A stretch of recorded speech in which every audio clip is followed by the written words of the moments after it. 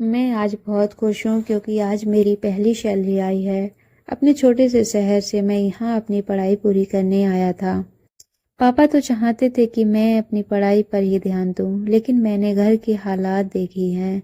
पढ़ाई के साथ मैंने नौकरी भी की, घर का लोन भी है और पढ़ाई पूरी करने के बाद भी तो यही करना है। पार्ट टाइम एक जॉब ज्वाइन कर लिया जिसमें मुझे 12,000 रुपये मिल रहे थे। पहले महीने की सैलरी लिए रक्षाबंधन मनाने में अपने घर के लिए रवाना हुआ। घर जाने में मुझे 6 घंटे लगते हैं, ट्रेन का सफ़र रहता है। सैलरी के पैसे मैंने अपने पर्स में रखे थे। त्योहार का समय है, ट्रेन में जगह मिलना मुश्किल की बात है, लेकिन इन सब बातों को अब मैं मुसीबत नहीं मान रहा था, बल्कि इन सब के बावजूद मेरा मन खुश था। जेब में पैसे जो थे, पैसा पास में हो तो खुशी होती ही है। इस बात का मुझे आज एहसास हो गया था। ट्रेन का लोकल डब्बा पूरा भरा था। मेरा स्टॉप लास्ट स्टॉप था। कई स्टेशन पर रुकती ट्रेन मजे से चलती रही। प्लेटफॉर्म पर उतरकर मैं भी मजे से लेते हुए कुछ खाते पीते हुए अपनी यात्रा कर रहा था। थोड़ी देर बाद ट्रेन में कुछ जगह हुई और एक सीट मुझे बैठने को मिल गई। खिड़की के पास की सीट थी, तो बाहर की ठंडी गर्म हवा में मेरी आंखें कब लग गई मुझे पता भी नहीं चला। करीब 2 घंटे बाद शोर के कारण मेरी आंख खुल गई। अभी मैंने समय देखा तो मेरा स्टेशन करीब 1 घंटे दूर और होगा। प्यास लगी तो मैंने पानी की बोतल लेने के लिए अपने पैंट की पीछे वाली जेब में हाथ डालकर पर्स निकालना चाहा। मेरी तो जैसे जान ही निकल गई। मेरा पर्स मेरी पॉकेट में नहीं था। मैं एकदम से खड़ा हो गया और नीचे ऊपर अपनी सारी पॉकेट को चेक करने लगा। सीट के नीचे, बैग में, हर जगह देखा, लेकिन मेरा पर्स कहीं नहीं था। आस पड़ोस में खड़े और बैठे सबको भी पता चल गया था कि मेरा पर्स खो गया है। मैंने सबसे पूछा भी, लेकिन सभी का जवाब ना था। सोने के पहले जिस प्लेटफॉर्म पर भी ट्रेन रुकी थी, लगभग हर प्लेटफॉर्म पर मैं ट्रेन के नीचे उतरा था कुछ न कुछ लेने। वहां किसी ने मेरा पर्स चोरी कर किया। कोई ट्रेन में भीड़ का फायदा उठाकर पर्स चोरी कर ले गया, मुझे कोई अंदाजा नहीं। कुछ घंटों पहले मैं खुश था, अब वो सारी खुशी मेरी चली गई। पर्स में पैसे के साथ मेरी कुछ आईडी भी थी, जिसके जाने की भी मुझे दुख था। मेरी पहली कमाई जिससे मेरा त्योहार अच्छा होता। सभी के लिए मैंने उन पैसों से कुछ न कुछ लेने का सोच रखा था। मेरे लिए वो पैसे बहुत थे। बस मैं सर पकड़ कर बैठा रहा। मेरा स्टॉप सबसे लास्ट था और वो भी आ गया था। ट्रेन से सब उतरने लगे, मैं बस वहीं अपनी सीट पर बैठा रहा। सबको जाते हुए उतरते हुए देख रहा था। मैं इतना लापरवाह कैसे हो सकता हूँ, ये मैं सोच रहा था। आखिर मैंने अपने पर्स का ध्यान क्यों नहीं रखा, ये सब सोचकर मैं अपने आप को बार बार कोस रहा था। ट्रेन खाली होने की थोड़ी देर बाद तक मैं वहीं बैठा रहा। फिर आखिरकार मैंने खुद को संभाला। मैं अपनी सीट से उठा और दरवाजे की ओर जाने लगा। आंखें मेरी अब भी यहाँ वहाँ मेरे पर्स को ही खोज रही थी। सोच रहा था कि क्या पता यहीं कहीं पड़ा होगा मेरा पर्स। इसलिए मैं सब सीटों के नीचे एक बार फिर देखते हुए जा रहा था। मेरी नज़र एक पॉलीथीन पर पड़ी जो सीट के नीचे थी। उसको उठाकर मैंने खोल कर देखा। उसमें एक हैंडबैग निकला।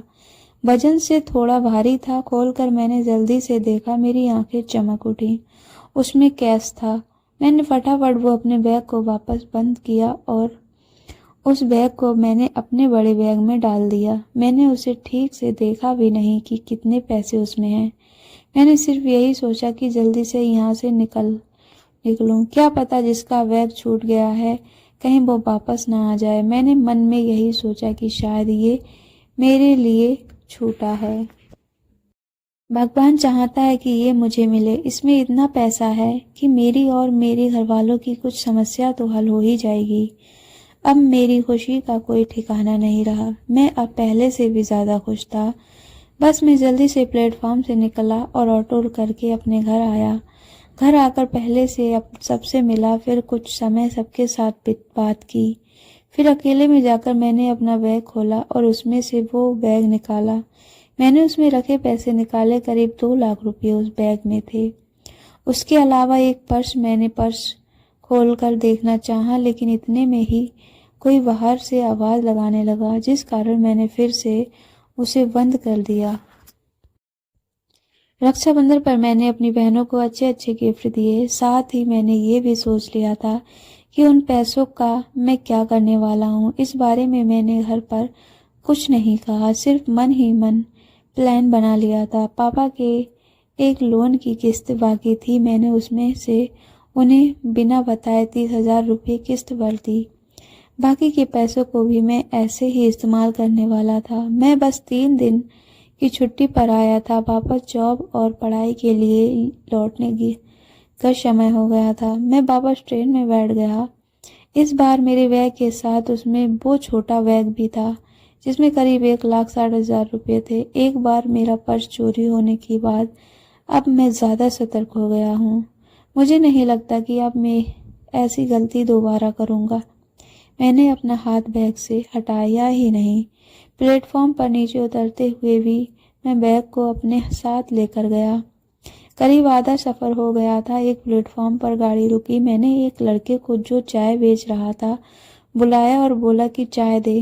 लड़के ने मुझे चाय भर कर दी और जैसे ही उसने मेरी तरफ देखा, वो बिना पैसे लिए बिना कुछ बोले भाग गया। मैंने उसे आवाज़ लगाई कि भाई छोटू कहाँ जा रहा है, अपने पैसे तो लेकर जा, पर वो भागा ही जा रहा था। कुछ मिनट बाद वो दिखाई देना बंद हो गया। शायद प्लेटफॉर्म के बाहर किसी दुकान में गया था। ट्रेन का समय हुआ, हॉर्न बजा, धीरे धीरे गाड़ी प्लेटफॉर्म से निकलने लगी। तभी वो लड़का फिर से दौड़ता हुआ मेरी खिड़की पर आया, बोला भाई अपना पर्स ले लो। उसने मेरे हाथ में मेरा पर्स दिया। वो वहीं रुक गया और ट्रेन ने धीरे धीरे स्पीड पकड़ ली। उसके चेहरे पर जो मुस्कान और संतोष था वो मेरे कलेजे तक चला गया था। मैंने अपना पर्स देखा, उसमें सब वैसा ही था, उतने ही रुपए थे, एक भी कम नहीं हुआ था। उस लड़के से कुछ पूछने का कहने का समय ही नहीं मिला। उसकी हालत भले ही दंग हो, लेकिन उसको और उसके परिवार को नींद अच्छी आती होगी। अब मैं ये सोच रहा था कि भगवान अब मुझे क्या दिखाना और सिखाना चाहता है। मैंने एक बैग लिया और उसके पैसे अपने समझे, जबकि एक लड़का मुझसे काफ़ी छोटा मुझसे ज़िंदगी की बड़ी सीख दे गया। मुझे ये सिखा गया कि मैं बेईमान हूँ। ये सारा पैसा बेईमानी का है। भले ही मैंने ये चुराया नहीं, लेकिन मैंने ये भी कोशिश नहीं की जानने की ये पैसा किसका है। एक लड़का मुझे बेईमान से ईमानदार बना गया। मैंने अपने कमरे में जाकर सबसे पहले उस बैग में देखा कि कहीं कुछ पता एड्रेस मिल जाए। उसमें एक पर्स था जिसमें एक एड्रेस मुझे मिला। मैंने उस पते उस बैग को भेज दिया। साथ ही एक चिट्ठी भी लगी जिसमें मैंने लिखा कि इसमें जितने पैसे कम हैं मैं अपनी सैलरी से वापस कर दूंगा। इस नोट के साथ मैंने अपना नंबर भी छोड़ा। मुझे नहीं पता था कि उनके लिए पैसे के लिए वो मुझे माफ़ करेंगे या नहीं, लेकिन अब मैं हर बात के लिए तैयार था। मुझ में ना जाने कैसी इतनी हिम्मत आ गई। कुछ दिनों में ही उनका फ़ोन आया। बुजुर्ग थे। उन्होंने कहा कि उनके हाथ से ये पैसा न जाने कहाँ रह गया था, किसने कब लिया उन्हें भी नहीं पता चला। उन्होंने मुझे बहुत दुआ दी और आशीर्वाद दिया। कहा कि बच्चे पैसे वापस नहीं दूँ तो भी चलेगा, लेकिन मुझे वो वापस देना है। पैसे और बैग मिलने की खुशी इस शांति के आगे कुछ भी नहीं थी। ये कुछ अलग ही थी। उस लड़के ने मेरी ज़िंदगी बदल दी। भगवान मुझे ये सीख देना चाहता था। तो दोस्तों, इस कहानी से आपको बहुत कुछ सीखने को मिला होगा। कैसी लगी कमेंट कर ज़रूर बताएं। वीडियो को लाइक करें। चैनल अभी पर नए हैं तो चैनल को सब्सक्राइब करें। मिलते हैं ऐसी अच्छी सी कहानी के साथ। तब तक के लिए अपना ख्याल रखिए। Thanks for watching.